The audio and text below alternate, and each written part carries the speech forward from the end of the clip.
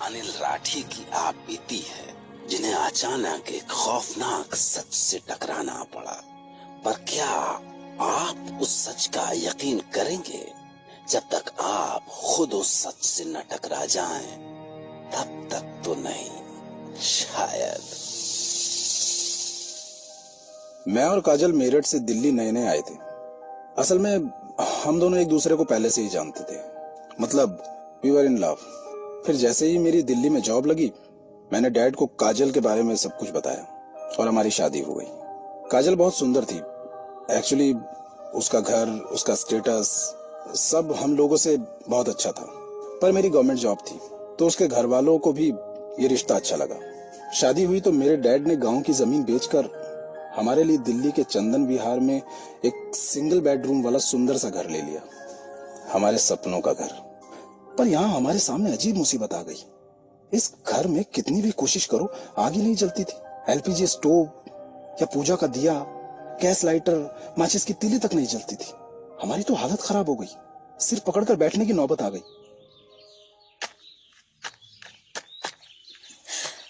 अब क्या करें अनिल, ये तो बैठे बिठाए प्रॉब्लम हो गई। यही तो, अगर कुछ जलेगा नहीं तो खाना कैसे बनेगा? और होटल से लाकर कितने दिन तक खा पाएंगे? ऐसा कैसे चलेगा ऐसे? अभी नई नई जॉब थी, इतनी सैलरी भी नहीं मिलती थी कि रोज रोज होटल में खा सकूं। और कुछ दिन के बाद काजल का जीना हराम हो गया। रात में अचानक चौंक कर उठ जाती। काजल, काजल, क्या हुआ काजल? टेल मी ना। वो अब शायद कोई सपना देखा। कुछ समझ नहीं आ रहा था कि क्या करूं। और फिर धीरे धीरे उसकी ये हालत हो गई कि रोज रात को जैसे ही उसकी आंख लगती वो फिर अचानक। काजल, काजल, क्या हुआ काजल? काजल सुनो, कहाँ है, कहाँ है? सुनो। वो चीखती, जलन से छटपटाती और जान बचाने के लिए इधर उधर भागने लगती। मैं बहुत ट्राई करता था कि उसकी परेशानी कम कर सकूं, पर कहीं आग दिखाई दे तब मैं उसे बुझाऊं ना। वो ऐसे तड़पती जैसे किसी ने उसके ऊपर पेट्रोल डालकर आग लगा दी हो। और आखिरकार जब मैं उस पर बाल्टी भर के पानी डालता, तब जाकर वो अपने सपने से जागती।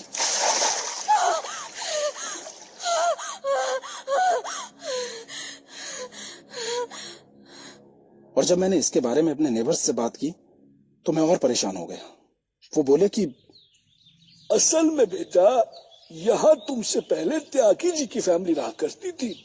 वही त्यागी जी जो तुमको ये मकान बेच के गए हैं। हाँ हाँ, तो उसको ये मकान उसकी बहू, क्या नाम था उसका, मधु, हाँ मधु। तो ये मकान उसकी बहू मधु को मिला था मधु के बाप से। मधु अपने बाप की अकेली औलाद थी ना। असल में इसी मकान के लालच में तो वो शादी हुई थी, क्योंकि मधु देखने भालने में कुछ खास नहीं थी बेटा।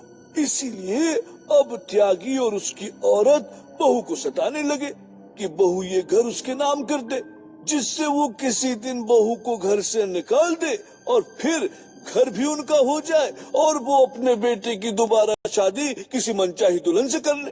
पर मधु समझ गई बेटा उनके मन में क्या है, तो उसने जिद पकड़ ली कि ना वो अपने बाप की निशानी ये घर किसी को देगी और ना ही इस घर से जाएगी। और आखिरकार जब त्यागी और उसकी औरत उसको भगाने में कामयाब नहीं हुए, तो ऐसा कहते हैं, मैं नहीं बोलता, ऐसा कहते हैं कि उन्होंने मिलकर मधु को जलाकर मार डाला बेटा।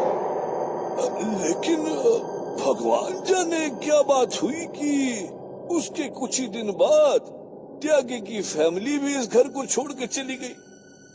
हमको भी लगा कि ये सब वही मधु कर रही है। सोचा कि शांति पाठ करा देंगे तो उस बेचारी औरत की आत्मा को शांति मिल जाएगी और हमको भी छुटकारा मिल जाएगा इस मुसीबत से। तो पंडित जी को बुला लिया।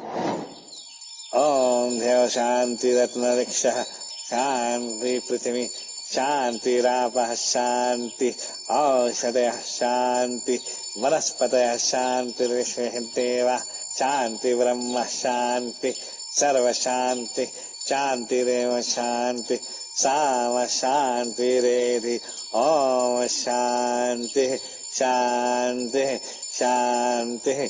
ओम। और जब पंडित जी ने मंत्र के साथ दिया जलाया तो दिया आराम से जल गया।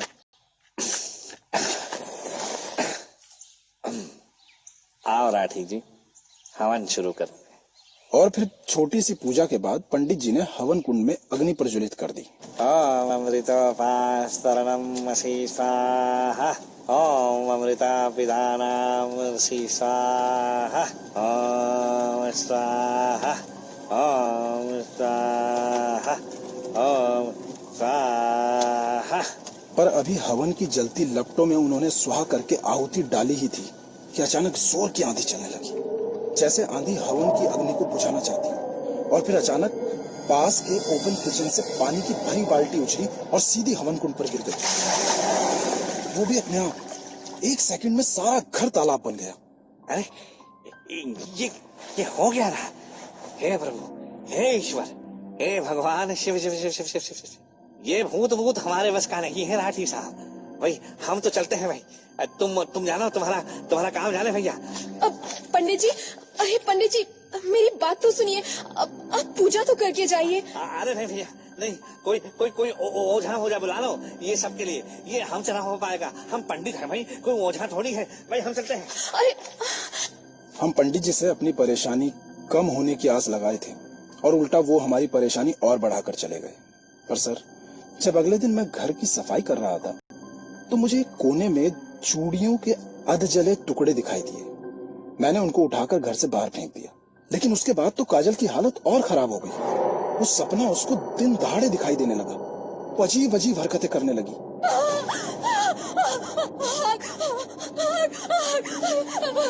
बचाओ बचाओ, पानी पानी, बचाओ, चल रहा है, बचाओ बचाओ, नहीं। मैं समझ गया कि जरूर उन चूड़ी के टुकड़ों का ही काजल की तबीयत से कुछ कनेक्शन है। तो फिर यहाँ जरूर उस मधु का कुछ और भी बचा होगा। और जब मैंने ढूंढना शुरू किया और एक लकड़ी की बड़ी सी वार्डरोब हटाई तो उसके पीछे आग और धुएं से काली हुई दीवार दिखाई दी। ओह, तो क्या यहीं जलाया था त्यागी ने अपनी बहू को? वहीं दीवार पर मैंने कहीं कहीं कुछ चिपका हुआ देखा। शायद वो उसी औरत की अधजली स्किन थी। हे भगवान, ये क्या है? ये देख के एक बार तो मैं बहुत डर गया, पर फिर मुझे लगा कि अगर इस मुसीबत से छुटकारा पाना है तो उस औरत की एक एक निशानी मिटानी होगी। और मैंने दीवार को पानी से धोना और खुरचना शुरू कर दिया। लेकिन तभी अचानक किसी ने चीखते हुए पीछे से मेरे कंधे को ऐसे जोर से खींचा कि मैं सीधा सीढ़ी से नीचे जा गिरा। घर के बाहर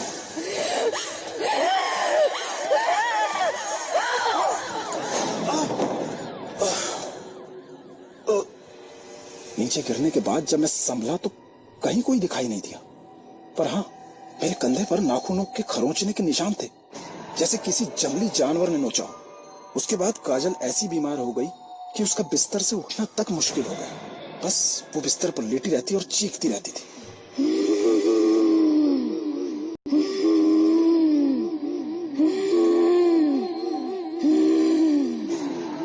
जब काजल की तबीयत बहुत बिगड़ गई तो मैं उसे लेकर हॉस्पिटल गया। पर जब हम दोनों वापस लौटे तो कमाल हो गया।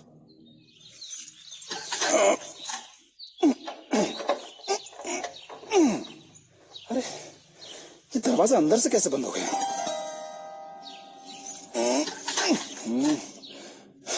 मुझे समझ नहीं आया ये कैसे हो सकता है। कोई अंदर से दरवाजा कैसे बंद कर सकता है? पर तभी जवाब में मुझे किसी के गुर्राने की आवाज सुनाई दी। अजीब गुर्राने की आवाज।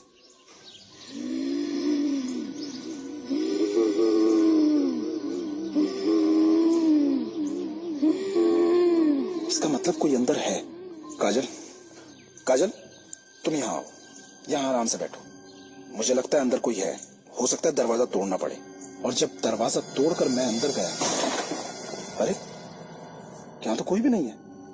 ऐसा कैसे हो सकता है? कोई तो रहा होगा ना, नहीं तो अपने आप दरवाजा कैसे बंद हो सकता है? मेरा दिमाग खराब हो गया था।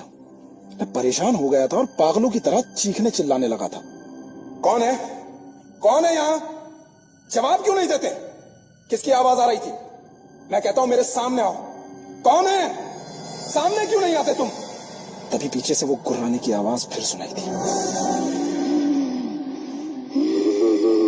मैंने पलट कर देखा तो वो कोई और नहीं, वो काजल थी। काजल, क्या हुआ तुमको? क्या हुआ?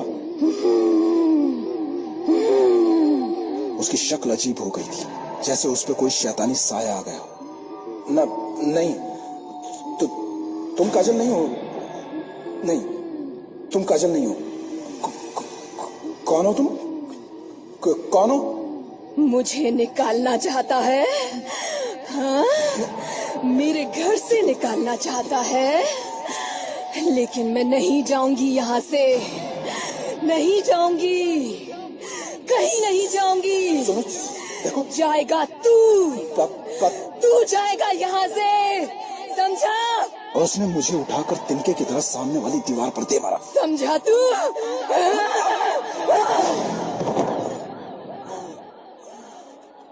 उसके बाद शाम को जब मुझे होश आया तो मैंने देखा कि काजल फर्श पर बेहोश पड़ी है। मैं बहुत डर गया। मैं एक पल भी वहां नहीं रुका। भागा भागा सीधा बदरपुर के पीर बाबा के पास चला गया और उन्हें बुला कर ले आया। या मौला, तेरी रहमत तो यहाँ है वरू।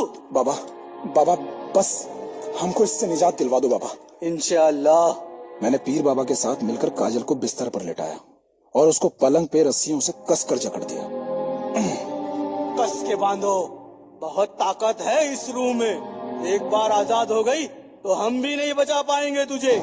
इसके बाद वो जोर जोर से आयतें पढ़ने लगे और जैसे जैसे उनकी आवाज तेज होती गई काजल की बॉडी कांपने लगी और अचानक उसने अपनी सफेद आंखें खोली और गुर्राना शुरू कर दिया। उसने खुद को छुड़ाने की ऐसी कोशिश की कि पलंग खिलौने की तरह कांपने लगा।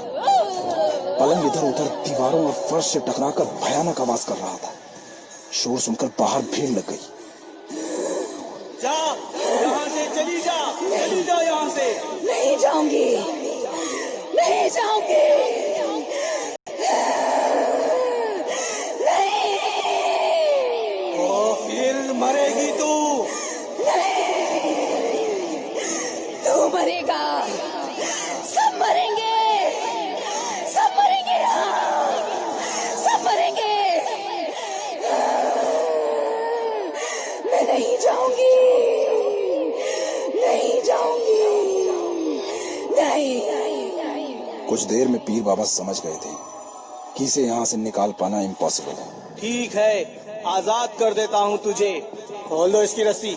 हमने उसकी रस्सियां खोल दी और पीर बाबा उससे बोले, तुझे यहाँ से कोई नहीं निकालेगा बच्ची, और इस हाजी का यकीन मान, तू मर चुकी है बच्ची। तू बस एक रूह भर है। ए मासूम रूह, मुझे इल्म है कि तुझे सुकून की नींद चाहिए। बोल, तू कहाँ सोना चाहती है? कहाँ सुकून मिलेगा तुझे? बोल।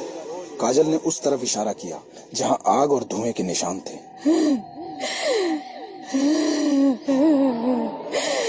वहीं जली थी मैं, वहीं जली थी,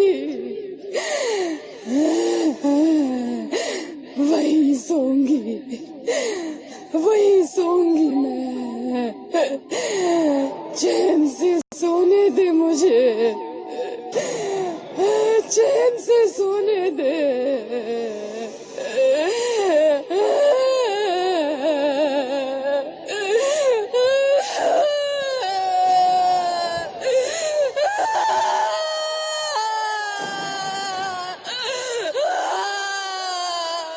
मत रो मासूम, तेरा खुदा तेरे साथ इंसाफ करेगा।